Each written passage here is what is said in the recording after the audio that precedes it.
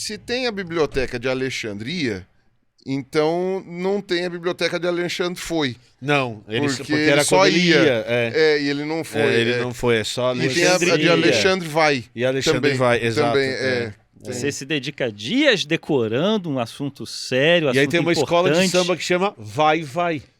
Olha só, tá É vendo? uma escola chamada Vai, porque o seu Alexandria, Ele acabou não indo. e aí ele tem que vai. querendo isso trazer aí. ciência para o público que vos escuta. É. A gente tá explicando o nome das coisas. Pois bem, meus Ué. caros. Pois bem. Sejam bem-vindos a mais uns 3 Elementos. Eu sou o Carlos Ruas, a pessoa que vos fala. Ao meu lado eu tenho o Emílio Garcia. Tudo bem, Carlos Ruas? Tudo bem, meu caro. Hoje vamos falar da cidade do Alexandre, então. Exatamente. Bom demais. E Pirulinha da Silva Sauro. Muito bem. Eu ainda acho que foi a cidade do Alexandre porque ele ia. Porque ele ia. Mas ele não foi. Ele não foi. Então por isso que Eles só iam chamam- homenagear o Alexandre. Ia chamar a Isso. cidade de Alexandre. E Alexandre, exatamente. Como ele não foi, ele não virou foi, virou Alexandria. Alexandria. Esse vai ser um longo vídeo. Exatamente. Vai. Pois bem, meus caros, eu queria trazer para vocês aqui o que eu pesquisei sobre a Biblioteca de Alexandria e, junto a isso, os riscos que o apagamento científico traz. Perfeito. Muito importante. Muito importante. Muito importante Você seu tem uma- comentário. Quero ver como você vai discorrer sobre esse assunto. Nossa, Pois olha, se prepare olha, para olha- minha malemolência. olha o Emílio incrédulo. Você percebeu? Você percebeu o tom? Não Eu sou foi. teu amigo de verdade. obrigado. Eu acredito que você Eu vai fazer duvido Agora da que- sua uma coisa muito boa. capacidade. Agora que você falou, eu acredito. Agora, o Emílio, ele estava questionando quando ele falou: quero ver como você vai. Ah, quero ver Quero você ver, fazer. duvido. Estou tendo minha autoridade sendo questionada publicamente. Uma das primeiras quero uma retratação, vezes, uma das seu primeiras barbudo. vezes- Saiba- Seu sujeito barbudo. Que saiba que eu sempre estive do seu lado, cara. Sim, Uma das Sempre você é primeiras menos vezes. barbudo, tá valendo. Eu sou mesmo. Uma Eu das fiz a primeiras- barba hoje. Uma das primeiras. Você tem barba também. É Você não menos. pode criticar alguém menos. com barba. É. Pode ser um sujeito muito barbudo que é Sujeito criticado. muito É interno isso, gente, é interno. É... Uma das primeiras vezes que eu escutei essa história de Biblioteca de Alexandria foi jogando Civilization. Civilizei. Lá atrás. Ó, o jogo é cultura. Lá porque- atrás, não. Lá Jogava no- de no costas. passado, Ah, tá. no passado, em que você conseguia construir as maravilhas do mundo.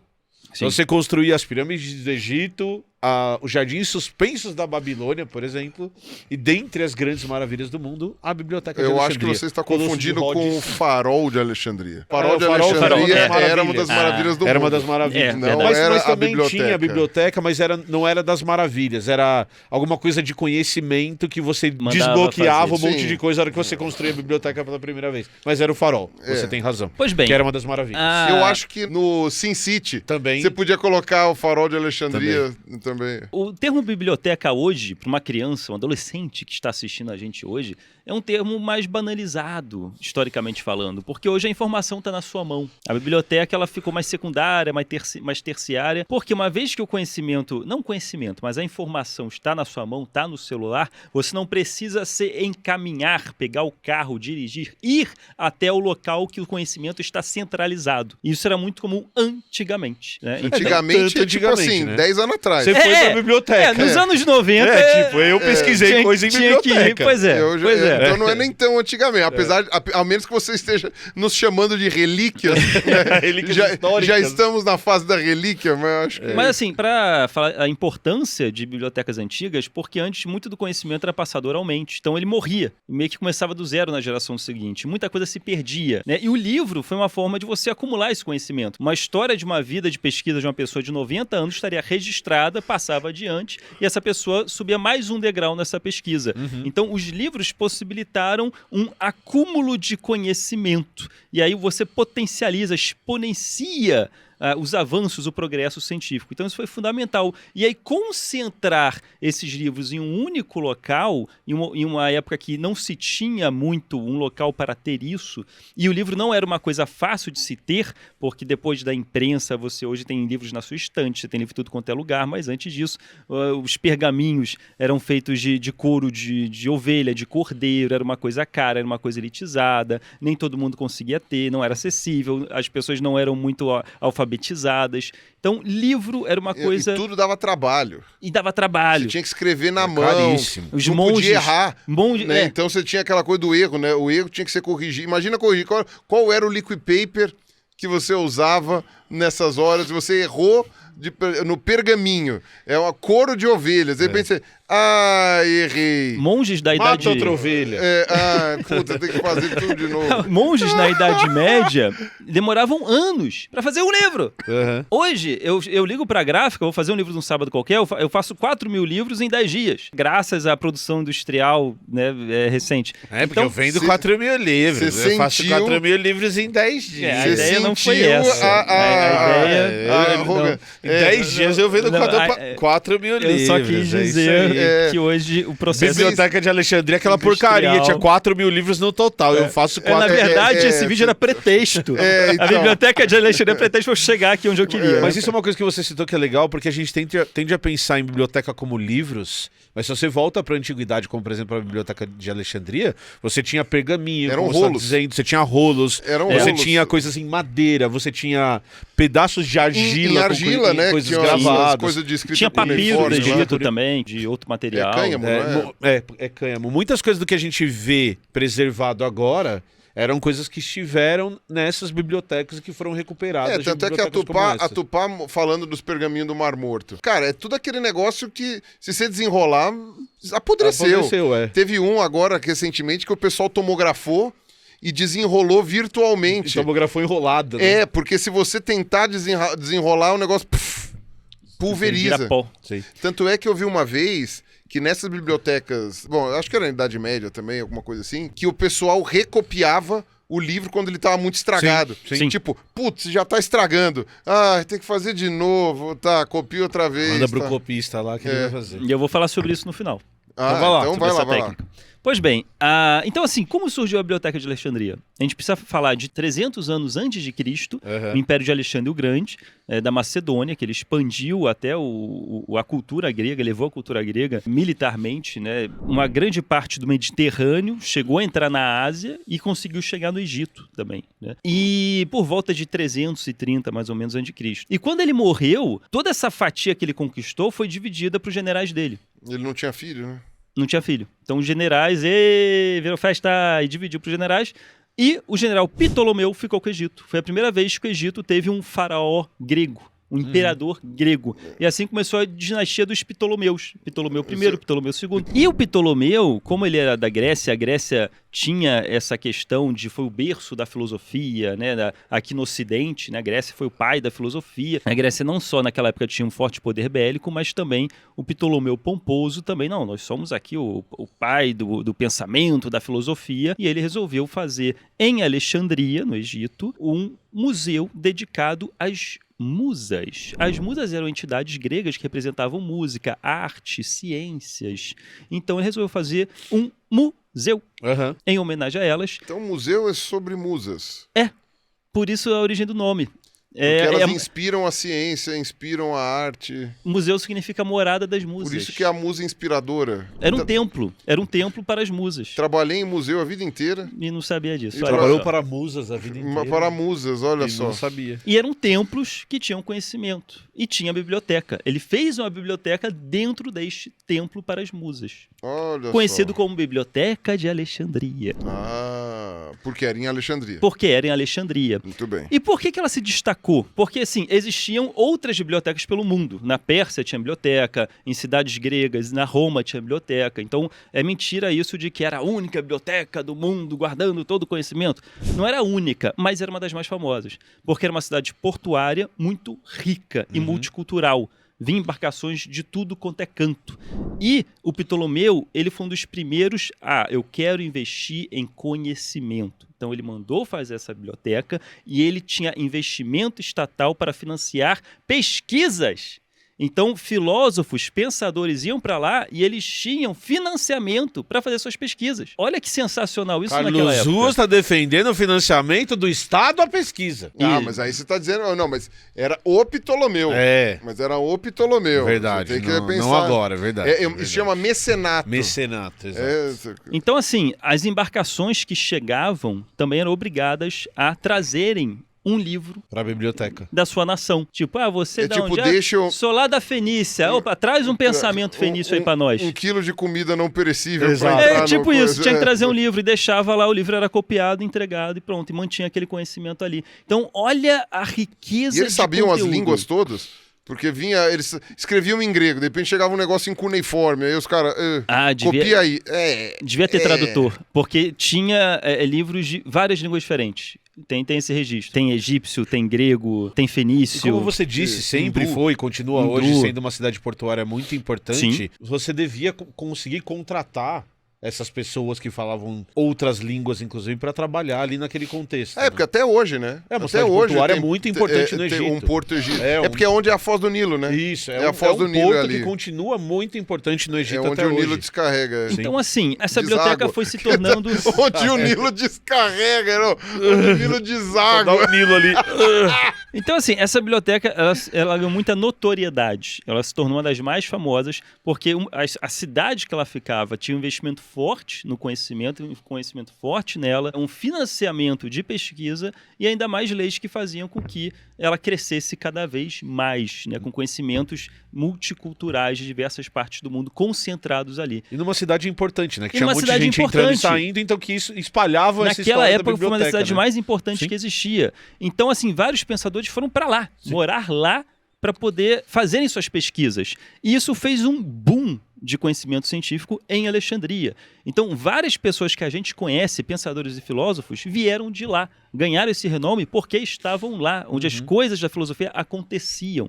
Então, por exemplo, você tem... Quando eu falei de Eratóstenes, eu tenho um vídeo sobre Eratóstenes aqui que ele calculou a circunferência da Terra, descartou o terraplanismo, né, provou com estacas e sombras que a Terra era redonda, não só isso, mas conseguiu calcular sua circunferência. Né? Inclusive, uma das estacas ficava em Alexandria, não? Eu estou muito enganado. Ficava em Alexandria. Porque ele era de Alexandria. Porque ele tinha alguns dias de home office na Grécia e aí ele ia para Alexandria. Exatamente. Ele foi financiado para fazer essa pesquisa. Por isso que ele conseguiu mandar a gente lá para PQP, botar estaca lá para medir, para calcular, para receber de volta, para ver, para ver. Então, assim, além dele, você teve também Aristarco, foi um grego que propôs o primeiro sistema heliocêntrico, 300 anos antes de Cristo, colocando o Sol no meio do sistema solar.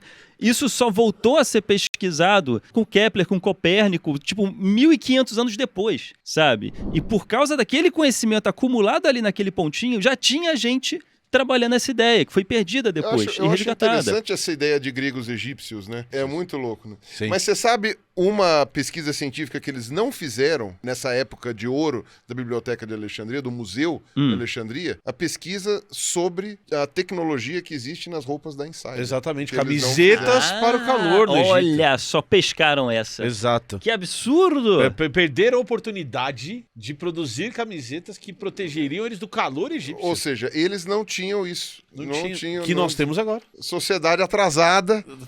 Não tinha eles andavam todos amarrotados porque eles não usavam as camisetas da Insider. Suados. E suados. E ficava com a camiseta molhada, não evaporava o suor. Eu não ando mais amarrotado nem suado. Não ando. Agora... Tira a camiseta, ela tá amarrotadinha, você coloca no corpo, o próprio calorzinho do corpo já alisa, alisada. tudo. Dá pra refletir melhor, dá pra filosofar melhor. Muito melhor, fresquinho. Mais confortável. E se você quiser estar fresquinho também, é só clicar no creators.insiderstore.com.br/os 3 elementos, clicar no link que tá aqui embaixo e você vai conseguir comprar camisetas da Insider, bermuda, cueca, calcinha, meia, tudo que você quiser com desconto aqui dos 3 elementos. E quem sabe você estando mais fresco, você não passa a ter mais boas ideias. Excelente. E aí, né, voltamos então ao tema das boas ideias que estavam sendo desenvolvidas lá na Biblioteca/Museu de Alexandria. Uma outra pessoa que estudou lá era Arquimedes. Arquimedes morava em Siracusa, mas exatamente, Eureka. Ele ia constantemente em Alexandria para fazer suas pesquisas. Arquimedes, ele foi um engenheiro, inventor maravilhoso.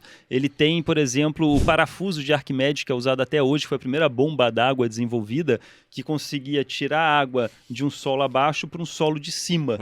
Né, que era tipo uma tubulação com tipo um parafuso, que nem uma furadeira, que ele girava, ele conseguia puxar a água de baixo para cima. Você tinha a Anticítera, que é considerada uma das primeiras calculadoras no mundo, e eram engrenagens de bronze encaixadas como se fosse um relógio, que tem várias engrenagens achatadazinhas, faz um monte de ponteiro girar. A Anticítera, ela era essas engrenagens que copiavam as rotações dos planetas. Então, cada engrenagem representava a órbita e o tempo de um planeta. Então, quando você girava uma válvula, todas elas começavam a girar. E assim você... É como se fosse uma calculadora. Assim você conseguia prever fases da Lua, quando que ocorreu o eclipse, onde o planeta tal ia estar onde no dia tal. Então, olha que sensacional isso. O pessoal até queria um certo sensacionalismo, falando que o primeiro computador da história do mundo, né? Porque a engrenagem já calculando, papapá. E você teve também um cara chamado Heron. O Heron, ele estava pesquisando máquinas a vapor. Caramba! Você tá zoando. A primeira máquina a vapor é de Alexandria, que era uma esfera metálica com um tubo virado para a esquerda, numa ponta, na outra ponta um tubo virado para a direita. Quando você aquecia, o vapor saía, essa esfera começava a girar.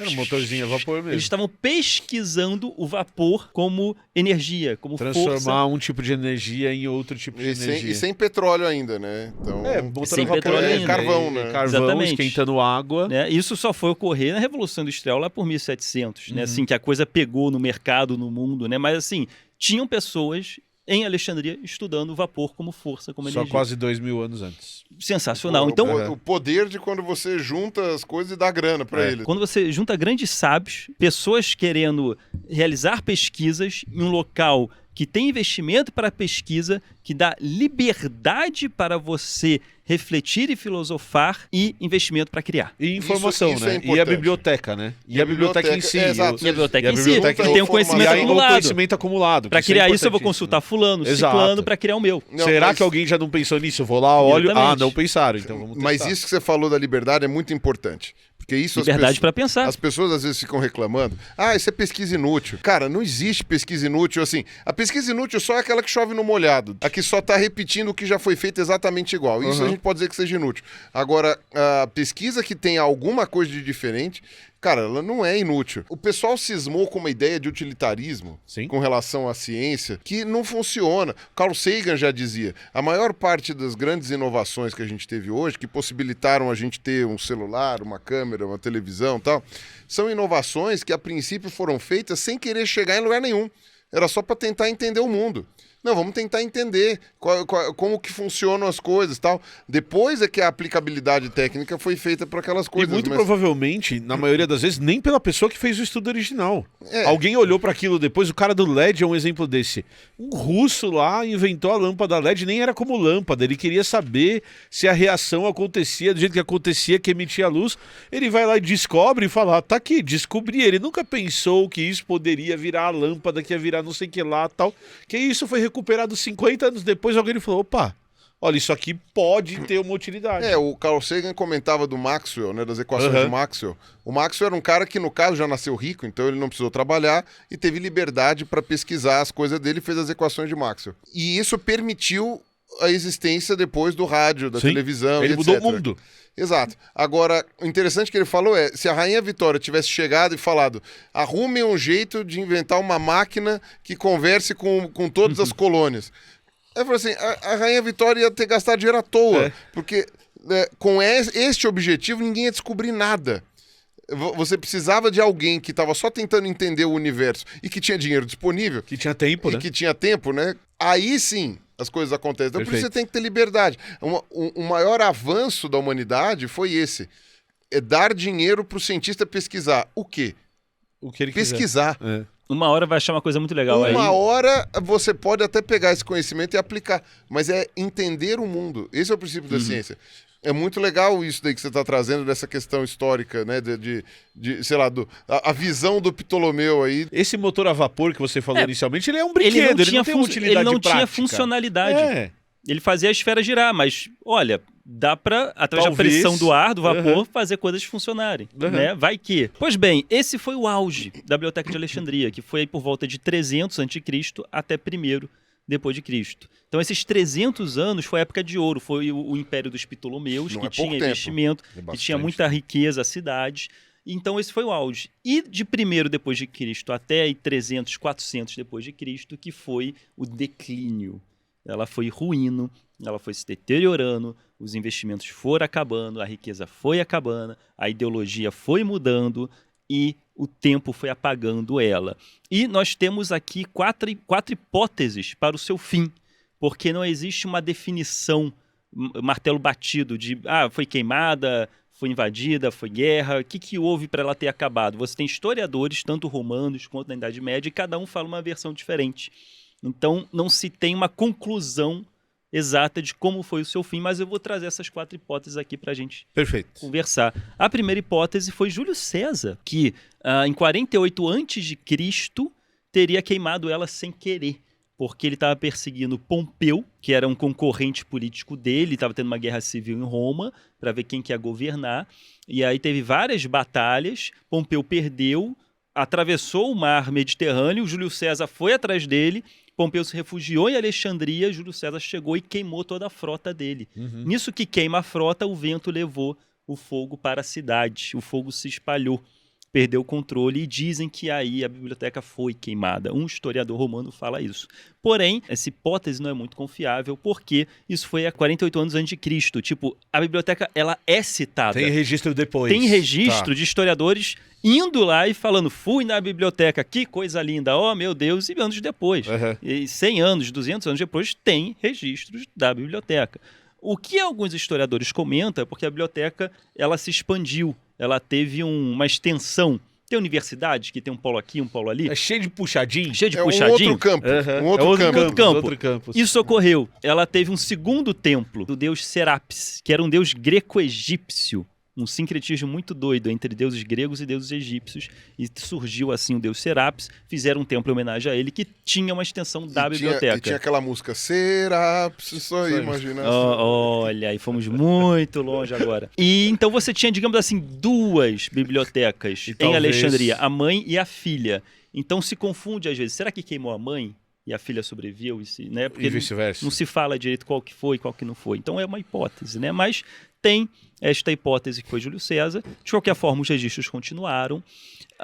Uma outra hipótese, que aí sim eu vou estender um pouco mais nessa, que essa é muito importante e é uma das mais creditadas, que o que ocorreu? Ocorreu uma grande mudança ideológica romana porque começou a surgir o cristianismo. O cristianismo no início começou a ser perseguido, porém 300 anos depois de Cristo, nós tivemos o primeiro imperador romano convertido ao cristianismo. Isso foi revolucionário para a época, que é o Constantino. E depois do Constantino, lá por volta de quase 400 depois de Cristo, Teodósio, o imperador seguinte, ele decreta a religião oficial de Roma, do Império Romano, o cristianismo. Então agora Roma é cristã. E isso gerou uma grande mudança, né? Os bispos começaram a subir ao poder. O cristianismo chegou a subir ao poder. E o que ocorreu? Junto com o cristianismo assumindo o poder em Roma, infelizmente, veio também um radicalismo, um fundamentalismo. O oprimido virou opressor, né? Exatamente. Ele era perseguido e começou a perseguir. Alexandria era, como eu falei, uma cidade multicultural. Você tinha... Olha que louco isso. Em uma época... Tipo, hoje você tem, andando na rua, você tem cristão, você tem pessoas de fé iorubá, de matriz africana, né? Candomblé, umbanda, você tem espíritas, né? Tem muçulmano, tem judeu. Imagina uma época que esse cenário era um pouco diferente. Junto com o cristão, você tinha também andando helênicos, pessoas que acreditavam nos deuses gregos, egípcios, que acreditavam nos deuses do Egito, né? Zoroastras, budistas, então todo mundo frequentando o mesmo lugar, né? Ambos não era mitologia ainda, eram religiões e tinha ali um local onde tinham templos para cada uma delas. E quando o cristianismo chega no poder, primeiro sinal do fundamentalismo ideológico religioso é o banimento do paganismo, o banimento de culto a outros deuses. Então já começou aí um princípio de perseguição. E logo após, por volta de 390 depois de Cristo, você vê que assim, passaram 300 anos, né? Não teve nesses 300 anos muitos gregos que fizeram diferença, como foi 300 anos antes. Porque depois parou o investimento, A economia de Alexandria diminuiu muito, ela não tinha mais aquele know-how, não tinha mais aquele reconhecimento, aquela importância. O Império dos Ptolomeus tinha acabado, então o investimento na biblioteca, investimento em conhecimento tinha diminuído muito para preservar tudo aquilo, então já ocorreu uma deteriorização da valorização daquele ambiente e você teve a ascensão do cristianismo fundamentalista, deixando claro que não só o cristianismo em si, mas um radicalismo acompanhado. O radicalismo pode ter no futebol, na política, na religião, isso acaba estragando a imagem daquilo que se propõe. Pois bem, um bispo em 390 d.C. pede permissão do imperador para destruir o templo de Serápis, porque é um templo pagão. E ele tem essa permissão. O templo é destruído e os livros são retirados do templo. E existem registros de que os livros foram retirados. Agora, se foi queimado, se foi vendido, se foi destruído... Ninguém sabe. Ninguém sabe o que ocorreu. Mas o templo virou uma igreja, os livros foram retirados. Então, isso já vai mostrando o quanto foi degradado historicamente a Biblioteca de Alexandria. Outra hipótese que dão é do califa Omar. 640 d.C., ou seja, 200 anos do cristianismo ter assumido Alexandria, o Islã cresce com muito poder, através de Maomé, e o califa Omar sucede Maomé e conquista o Egito, das mãos do cristianismo. E o problema é que ele tinha também uma mentalidade religiosa fundamentalista. Ele faz a mesma coisa, ele deixa claro. Quando encontram, tem registros que falam que quando ele encontrou ainda uma biblioteca ali com livros, ele dá ordem de que tudo que tiver de acordo com o Alcorão, que seria a Bíblia muçulmana, né, pode deixar. O que não tiver de acordo com o Alcorão, com o nosso Deus, queima. E aí dizem as histórias que a maioria dos livros foi queimado, serviram de lenha para casas de banho, que deu munição para 6 meses de aquecimento de casas de banho.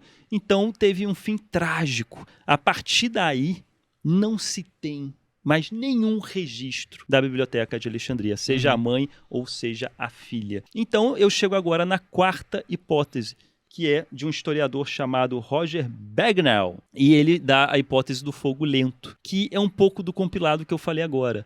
Ele deixa claro o que é o conceito do fogo lento. Quando você não tem mais investimento, quando você não tem mais valorização, quando você não tem mais pessoas interessadas em manter aquela memória viva, a história vai se deteriorando. Um pergaminho, um papiro, ele se deteriora com o tempo. Ele vai apodrecendo, ele vai se perdendo. Então é necessário pessoas capacitadas e com interesse de copiar e deixar a história viva. Se você não tem mais essas pessoas, se a população, por uma ideologia, não tem mais interesse e até vê com maus olhos esses livros, e se você não tem um Estado interessado também, a história vai se apagando, vai se deteriorando, vai apodrecendo. É o fogo lento. É uma coisa interessante que você falou. Eu nunca trabalhei numa biblioteca, mas eu trabalhei em coleções, né, zoológicas. E a maior parte dos bichos são colocados em álcool, né? Álcool é um material inflamável, não é um álcool 100%, é álcool 70%, então você dilui com água, né? Pra não estragar os bichos, né, que estão lá dentro. E você tem que ficar completando. E você tem que trocar o álcool de vez em quando, porque senão ele começa a estragar o material também. Então o trabalho de curadoria desses bichos no álcool, ele é muito, muito trabalhoso. É diário. É um trabalho infinito e diário. Então todas as coleções, né, lá no museu, cada uma das coleções, né, a dos peixes, a dos mamíferos. Os mamíferos tinha pouca coisa no álcool, né, que o mamífero o pessoal mais taxidermiza, mas a dos répteis, das aranhas, por exemplo, dos moluscos, todas elas tinham um técnico, ou mais de um técnico, cujo trabalho, entre outras coisas, era ficar lá completando o álcool dos vidros, vendo se o negócio não estava assim, enfim, fazendo uma manutenção que precisa ser feita. E foi interessante você ter falado isso, porque eu peguei uma parte de uma crise, né, em que o investimento foi encurtado, digamos assim, né, reduziu muito o investimento, teve programas de demissão voluntária, né, porque não estava dando para pagar todos os funcionários. E aí vários funcionários pediram demissão, eles ganhavam uma recompensa, digamos assim, né, por essa demissão, né, iam fazer outra coisa da vida. Alguns já estavam a fim de ir embora mesmo. E isso fez com que parte desse trabalho acabasse... Ou algum funcionário ficava sobrecarregado, né? E não conseguia fazer da melhor maneira possível. Exato. Ou o negócio ficava para lá. E vale lembrar que duas coleções zoológicas importantes queimaram em pouco tempo aqui no Brasil. Em 2010, se não me engano, foi o Butantan, que queimou, e era a coleção zoológica do Butantan, era cobra no álcool, né? Cobra no álcool e coletadas historicamente, algumas inclusive que não existem mais. Não existem mais, exatamente. As aranhas também, né? Porque tinha também no laboratório do lado. E o Museu Nacional, né? Que foi 2 exemplos. Na verdade teve mais, mas os 2 exemplos principais mais marcantes. É um barril de pólvora, né? Você tá colocando um monte de álcool junto ali, né? E não tem ninguém cuidando e vai deteriorando. E isso é um trabalho que precisa de pessoas o tempo inteiro fazendo. Sim. Não dá para você abandonar. A pessoa tem que estar lá fazendo. Se você para de pagar a pessoa, ou demite o funcionário, ou corta a verba, ou faz não sei o quê. Pô, no Museu Nacional, o pessoal, eles não tinham dinheiro para pagar a coleta do lixo. Então, eles queriam juntar o lixo e fazer, só que os funcionários não podiam fazer isso, porque aí tem toda aquela questão de seguro, tal, não sei o que, não cobre, tal. Então, não podia. Então, o lixo ficava acumulando. Assim, é um absurdo isso, né? Tudo por falta de dinheiro, é basicamente isso. Então, assim, esse vídeo é para fazer um alerta, falando exatamente disso, do fogo lento, né? A gente tem muita história para ser preservada nos nossos tempos. Por sorte, muita coisa da Biblioteca de Alexandria foi salva através de cópias que estavam em outros lugares. Esses caras que eu falei agora, eu só estou falando sobre eles agora porque existiam cópias em outros lugares. Então, olha a importância disso. Olha a importância a gente manter viva a nossa história, os registros da nossa história. Então, que bom que a gente tem esse interesse, que bom que você que está assistindo tem esse interesse de estar acompanhando ciência e estar mantendo essa chama viva. Vamos juntos manter a história da ciência e vamos ver até onde a gente vai com isso. Perfeito, Carlos. Às vezes a gente nunca tinha escutado essa história tão completa da biblioteca. Né? Não, perfeito. Cara, eu preciso legal. fazer uma menção honrosa ao Henrique do Estranha História. Perfeito. Porque ele tem um vídeo que eu bebi dessa água, que ele fala sobre a Biblioteca de Alexandria, que é extremamente completo. Excelente. Muito bom. Ele tem vídeo sobre a Hipátia de Alexandria também, que eu nem consegui falar aqui, mas que ela teve uma influência muito importante e foi morta brutalmente. Tá aqui em cima o card do vídeo dele, é só vocês clicarem lá e assistirem. Assistam, o link vai estar aqui em algum lugar. O quê? A Hipátia foi morta brutalmente. Posso falar 5 minutos sobre a Hipátia de Alexandria? Fale sobre a Hipátia. Infelizmente, ela pegou o pior momento, porque ela pegou a transição do Império Romano Helênico para o cristão. Ela pegou o momento em que o cristianismo radical começou a fazer campanha contra os museus e querer destruir, transformar a igreja e papapá. A Hipátia de Alexandria, ela pegou já a decadência, o momento final da biblioteca. Ela é de 350 a 400. Ela foi filha de um filósofo de Alexandria, então ela desde o berço, ela já nasceu nesse ambiente, então ela tinha uma paixão absurda por filosofia, matemática, ela é considerada a primeira matemática do mundo, que se tem registro, então ela já desde nova, já tinha um conhecimento filosófico muito grande, ela dizia que ela era casada com a curiosidade, casada com a ciência, ela mesma alegava isso. Então ela vivia em devoção à biblioteca. Com 30 anos, ela se tornou diretora da biblioteca. Então, um espaço que era dominado por homens e controlado por homens, para ela conseguir romper essa barreira e estar lá e ainda com um peso de diretora, isso era revolucionário para ela, isso é sensacional para ela, porque o lugar de mulher não era esse naquela época. E ela fez muitas contribuições à álgebra, ela fez tratados de astronomia, ela foi citada por filósofos e matemáticos, muito elogiada pela sua importância, pelo seu conhecimento de toda a biblioteca. Muitos matemáticos enviavam dúvidas para ela, que ela, no livro tal tem a resposta para isso, porque ela conhecia muito bem a biblioteca. E ela tinha muita força em Alexandria, tinha muito respeito pela população. Porém, com a ascensão do cristianismo, os bispos locais começaram a entrar em disputa, porque tinham 2 bispos que queriam ser o bispo de Alexandria, o bispo principal de Alexandria.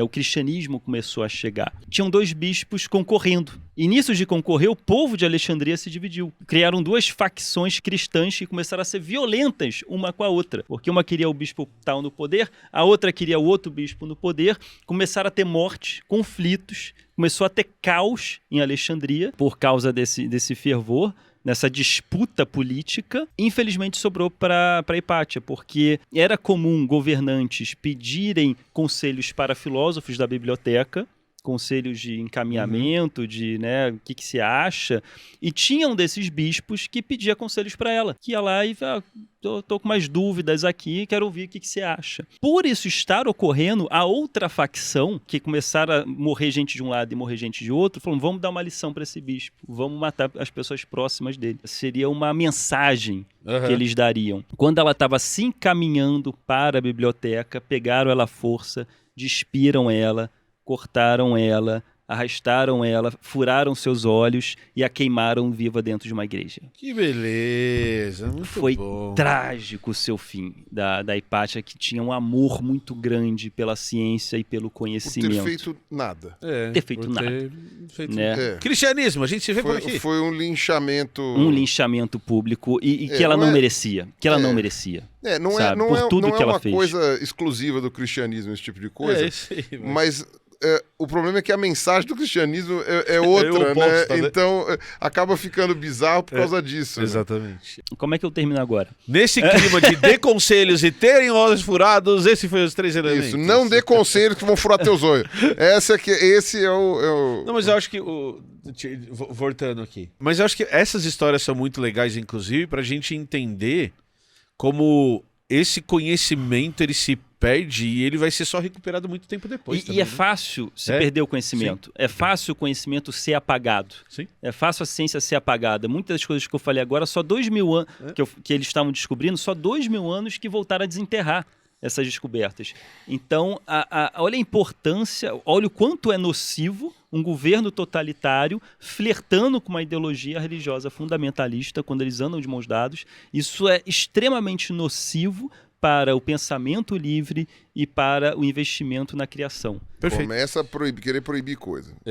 Em algum momento vai proibir partes do conhecimento. Então, mais uma vez... Proibir coisa não, porque várias coisas precisam ser proibidas, mas parte do conhecimento. Então, mais uma vez, fique esse alerta e obrigado por ter assistido. Obrigado por estar cedendo um pouco do seu tempo em troca de um conhecimento científico, em troca de estarmos mantendo essa chama acesa na escuridão. Para que não haja o fogo lento. Para que não sermos cúmplices do fogo lento. Perfeito, Carlos. Que bonito, excelente, Carlos muito bonito. Você está de parabéns. Que bonito. Essa é a história da Biblioteca de Alexandria. Muito bom vídeo. Você só não está mais de parabéns do que Insider. Exatamente, patrocinadora desse vídeo, que nos apoia para trazer esse conteúdo incrível que a gente traz todos os segundas, quartas e sextas aqui nos 3 Elementos, certo? Nós somos os 3 Elementos. Muito obrigado e até os próximos vídeos. Falou, valeu e tchau. Beijo do gordo. Uou.